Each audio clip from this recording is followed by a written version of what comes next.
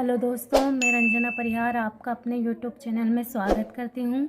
पिछले लेक्चर में हमने वर्णमाला को इन डिटेल डिस्कस किया था, पूरे सविस्तार चर्चा की थी। आज के इस लेक्चर में हम MPPSC मेन एग्ज़ाम और अदर एग्ज़ाम के लिए हिंदी के एक महत्वपूर्ण टॉपिक को कवर करेंगे, अलंकार। अलंकार क्या होता है ये हम जानेंगे। अलंकार के प्रवर्तक, इसका महत्व और इसके भेदों को आदि सारी जानकारियों को डिस्कस करेंगे। अलंकार दो शब्दों से मिलकर बना है, अलम धन कार। अलम धन कार। अलम का अर्थ होता है आभूषण। अलम का अर्थ होता है आभूषण और कार का अर्थ होता है करने वाला। अतः किसी काव्य अर्थात काव्य या रचना को आभूषित करने वाले, को आभूषित या सजाने वाले, आभूषित या सजाने वाले गुणधर्मों या तत्वों को अलंकार कहते हैं। ठीक है, इसका अर्थ जाना। अलम और कार दो शब्दों से मिलकर बना। अलम का अर्थ होता है आभूषण, कार मतलब करने वाला, अर्थात काव्य या रचना को आभूषित या सजाने वाले गुणधर्मों को हम अलंकार कहते हैं। अब हम जानेंगे कि अलंकार के प्रवर्तक को कौन है। अलंकार के प्रवर्तक अर्थात अलंकार का सबसे पहले प्रयोग और या यह कह सकते हैं कि इसको चलाने वाले अलंकार को काव्यों में, रचनाओं में जिसने इस्तेमाल किया वो कौन है। उनका नाम है आचार्य भामह।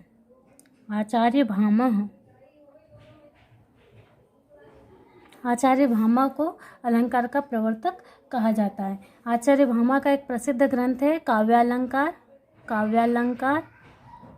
एक प्रसिद्ध इनका ग्रंथ है। इस ग्रंथ में इन्होंने कुल 38 अलंकार बताए हैं। कुल कितने? 38 अलंकार बताए हैं। हमने अलंकार की परिभाषा देखी, इसके प्रवर्तक को देखा। अब अलंकार का काव्य में महत्व क्या है, यह इस बात को हम जानेंगे कि इसका महत्व क्या है। अलंकार को प्रयुक्त करने से काव्य में क्या परिवर्तन दिखाई देते हैं। तो इसका महत्व दो चीज़ों में होता है। सबसे ज़्यादा महत्वपूर्ण तो ये होता है कि यह हमारे काव्य को, हमारी रचना को आनंदमय बनाने में यूज़ होता है। काव्य को रुचिकर बनाता है, काव्य को पढ़ने में इंटरेस्ट आता है। जैसे जितना ज़्यादा अलंकारों का प्रयोग होता है उतना ही हमारी रचना आनंदमय और रुचिकर प्रतीत होती है, रुचिकर लगती है। तो काव्य को या किसी काव्य या रचना को रुचिकर और आनंदमय बनाने के लिए इसका प्रयोग किया जाता है। दूसरा क्या महत्व है कि जैसे वर्तमान युग में हम सब इंग्लिश भाषा की ओर बढ़ रहे हैं। तो क्यों बढ़ रहे हैं? क्योंकि वो बोलने में हमें रुचिकर लगती है। दूसरा इसका महत्व देखेंगे कि भाषा के अस्तित्व को बनाए रखने में, भाषा के अस्तित्व को बनाए रखने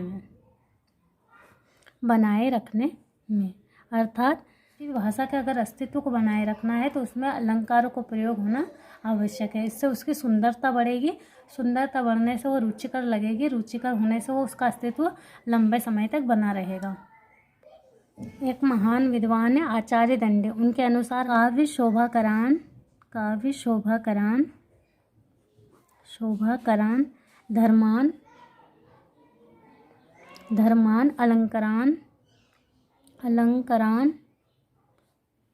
अलंकरान प्रचलते। अर्थात इसका अर्थ होता है, अर्थात करके लिखेंगे नीचे, अर्थात काव्य की शोभा कारक धर्म या गुण अलंकार कहलाते हैं। काव्य के शोभा कारक गुण या धर्म अलंकार कहलाते हैं। अब हम देखेंगे अलंकार के भेद देखेंगे। अलंकार के भेद कितने होते हैं?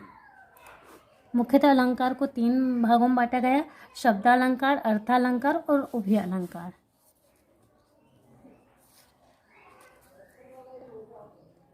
शब्दालंकार, अर्थालंकार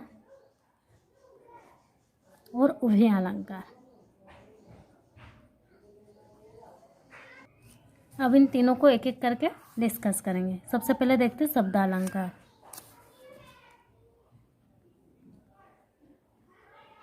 शब्दालंकार क्या होते हैं?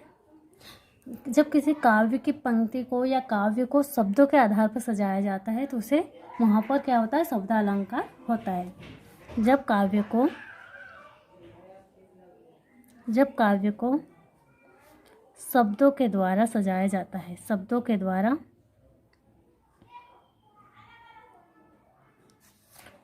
द्वारा सजाया जाता है तो वहाँ पर क्या होता है? शब्दालंकार कहते हैं। शब्दालंकार के भी कई भेद हैं, जैसे हुआ अनुप्रास,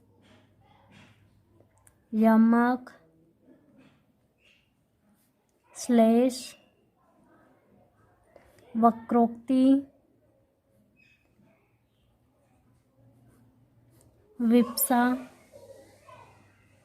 विप्सालंकार, ठीक है। और एक और है पुनरुक्ति अलंकार।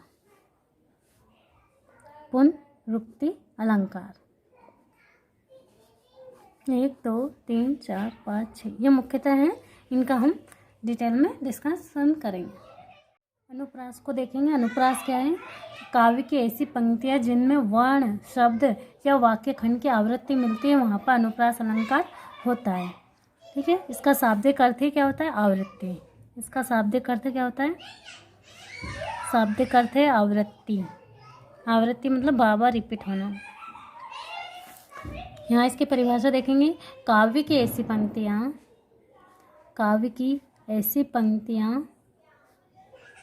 ऐसी पंक्तियाँ जहाँ वर्ण, शब्द या वाक्य खंड यानी वाक्य का एक खंड, टुकड़ा, वाक्य खंड की आवृत्ति मिलती है, वहाँ पर अनुप्रास अलंकार होता है। कि आवृत्ति मिलती है, वहाँ पर अनुप्रास अलंकार होता है। ये बहुत ध्यान देने वाली बात है कि वर्ण भी है, शब्द है, वाक्य खंड भी है, इनके अगर आवृत्ति कहीं मिलती है तो वहाँ पर अनुप्रास अलंकार होता है। उदाहरण देखेंगे। कोई सी भी परिभाषा बिना उदाहरण के नहीं छोड़ना है, उदाहरण कोट करना ही है। गगन गाएगा गरज कर गर्व से तेरी कहानी। गगन गाएगा गरज कर गर्व से तेरी कहानी।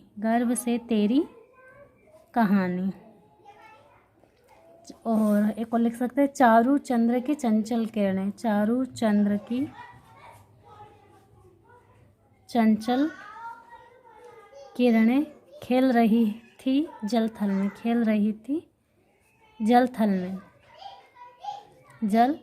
में। ठीक है। यहाँ पे जो ग वर्ण है, इसकी पुनरावृत्ति मतलब इसका रिपीटेशन हो रहा है। ग यहाँ भी आया, ग यहाँ भी आया, ग यहाँ भी आया।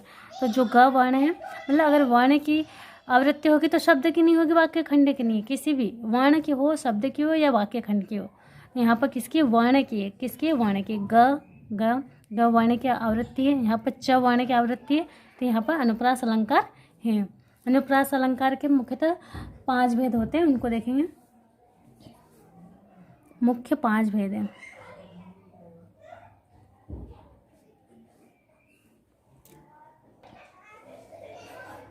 छेकानुप्रास, लाटानुप्रास,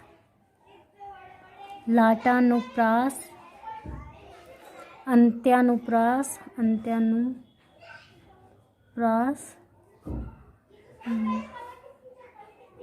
वृत्त्यानुप्रास और एक होता है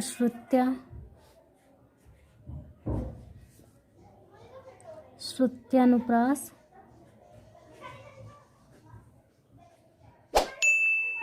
अगले लेक्चर में हम इन सभी अनुप्रास अलंकारों को पढ़ेंगे इन डिटेल और समझेंगे। Thank you for watching this video. Like, share and subscribe.